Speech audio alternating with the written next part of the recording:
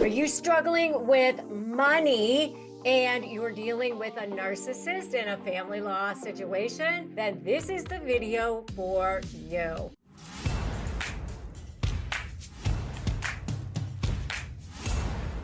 Hey there, I'm Rebecca Zung. I'm an attorney. I'm also a narcissist negotiation expert and the best-selling author of Slay the Bully, How to Negotiate with a Narcissist and Win. And I am so glad that you are here, especially for today's topic, because this is one that hits very close to home for a lot of people. And that is emotional bleeding, the hemorrhaging that you take when it comes to dealing with a narcissist in a family law situation. So I know this is really, really important to a lot of you, and that's why I picked this topic, because I've seen firsthand how quickly family law cases can spiral out of control financially. And for many people, it feels like the longer the case drags on, the more it drains your resources and the less likely it feels like you're going to get what you want. And you end up feeling emotionally drained, physically, mentally, spiritually, in every possible way. But guess what? There are ways that you can minimize costs while staying in control of your case. And you don't need to give away your power, give away your agency, give away your decision-making authority, everything else to the system at large, or a lawyer in particular, especially if you're dealing with a high conflict personality and you just don't want it to suck it all from you and take over your life. So before we dive in, make sure that you've subscribed and hit that bell, turn on your notifications. I am constantly sharing tips and strategies on how you can be empowered, and I don't want you to miss a single one. And by the way, I have a free gift for you. It's Disarm the Narc Phrases, perfect for handling any setting. So make sure that you are you have that, so that when you're dealing with a narcissist, you know what to do and what to say. So you can get that at disarmthenarc.com. When you're in family court, it can feel like you are on a financial roller coaster. Every motion, every email, every conversation with your lawyer, or maybe it's a guardian ad litem, or maybe it's a custody evaluator or a forensic accountant or whatever, everything's costing you tons and tons of money. It adds to the bill. And many times you feel like, oh, I'm not even getting anywhere. I want you to know that you do have more control than you think, but you have to be strategic. You have to be organized. You have to be emotionally grounded, and you have to be the one who's kind of taking the lead, at least in a team situation with whoever you think is running the show, like a lawyer or whatever. So you want to keep as much money for yourself so that you can spend it on your own future, your kids' future, your life, instead of fees. All right. So let's break this down into 5 powerful strategies that can save you money. And if this is sounding really great to you so far, I want you to put great in the comments, okay? Because this is exactly what you're going to need. So the first thing is you've got to be really, really strategic about communication. And what do I mean by that? If you're emailing your attorney all day long, or you're talking to them all day long, then they're going to bill you for every single time that you have an interaction. So what you might want to do instead is say, you know what, let's have a standing meeting once a week at 1 p.m. on Friday, or whatever it is, and then save up all your questions, unless they're like burning and you absolutely need to have an answer immediately, and then go through them all one by one with your attorney. And then, maybe it'll only take a half an hour instead of them billing every, they bill usually in 6-minute increments or even 15-minute increments. So, one email can cost you who knows how much. So if you have everything together where you just meet once a week, or you send one long email or whatever it is, then it consolidates your communication, and you have maybe one concise email or one concise conversation. So if it's a question like, what's the next step? What do I need to do for this discovery, or whatever it is, do them all at the same time. This will save your attorney time. It'll save you money. And, over the course of time, all of that really, really adds up. I mean, it could be several thousand a week sometimes if you are in a lot of communication with your lawyer. Before you send an email, ask yourself, is this something I need to have an answer to right this minute, like today? And if it's not, then maybe reach out to their legal assistant and say, can I have an appointment with them? Put all your questions together in one particular email. The other thing is that you might even be able to ask the legal assistant some of these questions instead of going straight to your lawyer. So think about that. I mean, if it's something like what's on the calendar or what's pending or whatever, or what does that mean? What is a case management conference? These are questions that many times a paralegal or a legal assistant can answer for you as well. All right. Number 2 is organizing yourself efficiently. Your lawyer's job is to provide legal strategy, legal framework, know the law, and also to represent your interests in any proceedings. But they don't know the nuances of your case. They don't know the facts. They don't know what's happened. So many times they're going to look to you and say, how do I respond to this? Or what do I need to say? And so you want to be the one who's providing solid documentation, and you want it to be organized in the right way. And that's what I provide in my SLAY program. And if you want to watch a free training on that, watch my free training on how to expose a narcissist in family court. And you can watch that at icanslay.com. Go to icanslay.com, and it's totally free training for you. I'll show you exactly how to do it. So gathering and presenting evidence can be extremely expensive if you leave it all to your lawyer. And not only that, they probably won't do it as well as you can. You don't want to give away your power and just say you do it and hope to God that they're going to do it the right way. Take charge of the process. Create a timeline of key events like missed visitations or financial discrepancies, using apps like Co-Parent or Our Family Wizard, some of those, to log interactions with your ex, and then you can even create summaries of it. By the way, I have my Magic Leverage AI in my program, which it creates it for you from all of your documents instantly. Really, really cool thing. Highlight the relevant details for your lawyer so that they're not sifting through 5 years of communication. You don't want them wasting their time doing that. Even their paralegal doing that is going to cost you lots and lots of money. All right. So if you're documenting a narcissist behavior, focus on patterns. Have they missed child visitation appointments regularly? Do they show up late regularly? Do they support payments on a regular basis? Are there abusive texts or emails that you can screenshot or save? By being proactive, you're saving your attorney hours of work and saving yourself thousands of dollars.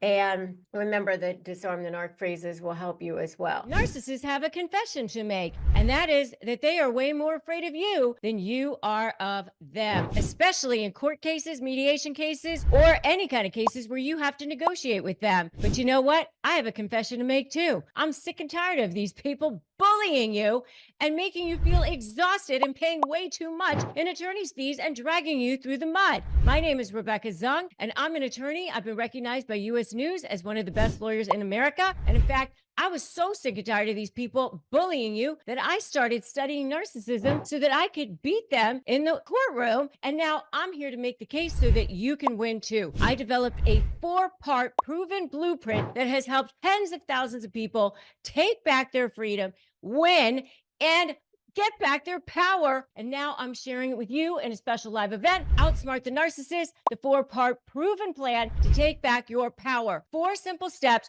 1 free live event, 1 free hour of your life. That's what stands between you being in hell and you being free. Join me, click the link for Outsmart the Narcissist, the 4-step proven plan to take back your power. Just click the link and let's go. Avoid emotional decision making. Family court is personal. It's your life, it's your kids, it's your business, it's your house, it's your finances. Emotional decisions will lead to costly mistakes. So if you're fighting over minor items like a lamp, shot glasses that you got from your wedding gift, from Uncle Charlie or whatever, it's not that big of a deal. Like if you're going to file a motion and set a hearing for it and all of that, remember those things, is it worth the money? Like how much are the things worth, right? Refusing to compromise because of the principle of it, or because you just want to have it, or because you don't want them to have it, or whatever, leads to prolonging the case unnecessarily. And every time you prolong the case, you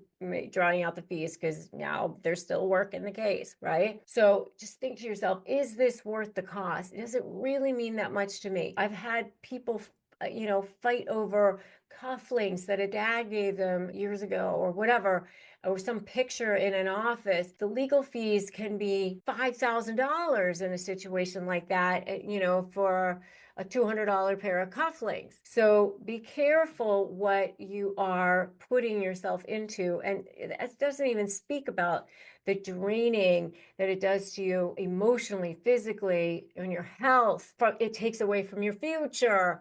You can't move on. There's so much involved with that you just want to keep your emotions in check. Focus on facts, not feelings. Focus on the big picture. Your ultimate goal is to get through this process with your finances and your sanity and your health intact. Use alternative dispute resolution methods. I know a lot of people say, well, they'll never settle in mediation. They'll never settle in arbitration. That's just simply not true. They will if you have enough leverage, but that's where your documentation comes in. And you want to be super prepared when you go to have that conversation, whether it's a mediation, whether it's a four-way, meaning it's just the two of you plus your two lawyers. Highly recommend that. I do not recommend collaborative divorce when you are dealing with a narcissist. That is a huge waste of time because they're looking for ways to continue to get supply from you, and that just is a way to do that. So I really don't recommend you wasting your money on that. And I don't recommend you wasting your money on sending letters of settlement back and forth, because they'll never settle that way either. You do want to go to a negotiation, a mediation of some sort, and that's going to be your best bet for getting things resolved. Ask yourself, are there issues that you don't want to spend time going to court with? What's your, best case scenario? What's your worst case scenario?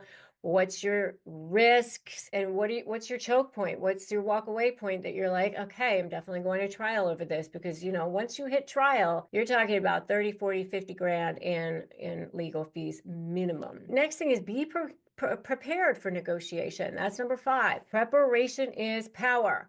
I say this all the time. And remember, it's their word against your documentation, right? So you got to be prepared. You got to be documented. You've got to be ready with what it is you're going to present. What's your best case scenario? What it is that you want? And then what are you going to do in response if they don't settle, if they don't if you hit your choke point and they're not willing to play ball, right? What are you going to do? So make sure you have fully researched everything. You know everything exactly, specifically what it is that you want in each area, whether it's property settlement, support, custody, child support, fees, anything like that. Make sure you're really, really specific about what it is that you want. Be prepared. Have backup, supporting documentation. This is why, and this is why it benefits you too. And if they're not willing to reach an agreement with you based on that, then, what are you going to do? Are you going to walk away? Are you going to go to court? What's your next step? Be prepared for that. The more prepared you are, the less emotional you'll be, the less back and forth there'll be. And all of that will save time and money as well. So if you're dealing with this, I know how stressful this can be. Make sure you join my free private Facebook group, Narcissist Negotiators with Rebecca Zung, and get the free Disarm the Narc phrases, and join my free training at icanslay.com on how to expose a narcissist in family court as well. If you found this video helpful, give it a thumbs up, give it a share, give it a like, because there are a lot of people out there who need this information. You can provide it to them. Creating amazing retail experiences is no easy feat, especially when you're managing multiple stores, staff, workflows, fulfillment centers. But with Shopify Point of Sale, you can handle it all without the complexity. Shopify POS is your uniform command center, seamlessly integrating in-store and online operations across up to 1,000 locations. Guarantee a convenient shopping experience every time, whether it's endless aisles, ship to customer, or buy online or pick up in store. Shopify POS makes it all simpler so your customers shop how they want and your staff has the tools to close the deal every time. Plus, acquiring new customers is expensive. Shopify POS helps you retain your shoppers with personalized experiences and first-party data giving your marketing team a competitive edge. I know we use it for shop.rebeccazung.com, and it's great. It totally works. According to an EY report, businesses on Shopify POS see 22% better total cost ownership and an average sales uplift of 8.9% compared to competitors. Want more? Check out shopify.com/negotiate, all lowercase, and learn how to create the best retail experiences without complexity. That's shopify.com/negotiate. The next thing that I want you to do is watch my video, which is the only way to expose a narcissist in court as revealed by a top attorney. You can watch that right here on YouTube. So go watch that video next. And remember that today's a great day to start negotiating your best life. And I will see you in the next video.